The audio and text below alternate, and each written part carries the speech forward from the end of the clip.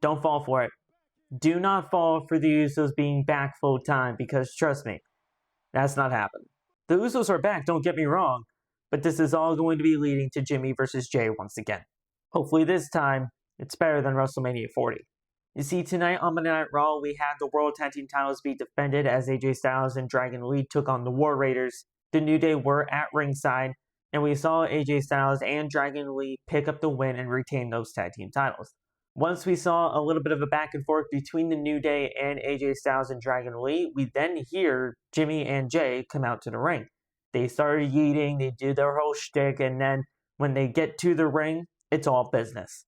Jimmy and Jay announced that they are officially back within the tag team division, and they are putting the entire tag team division on notice, as they are not only going after the New Day, but they are also going after the World Tag Team Champions, AJ Styles and Dragon Lee.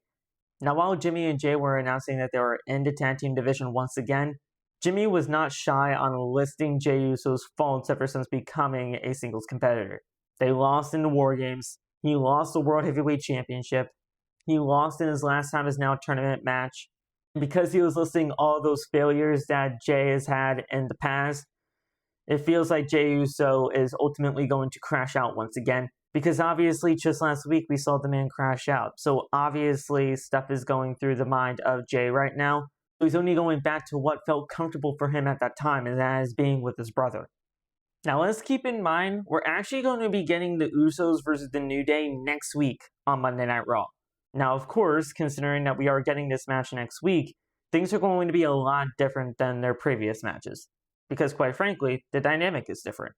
I am predicting that next week on Monday Night Raw, the New Day are actually going to pick up the win over the Usos, so that when Jay ultimately does get pinned, because I'm predicting that as well, that's when a crash out is ultimately really going to be taking place, because he's ultimately going to take it out on his brother, and that is where we get the ball rolling.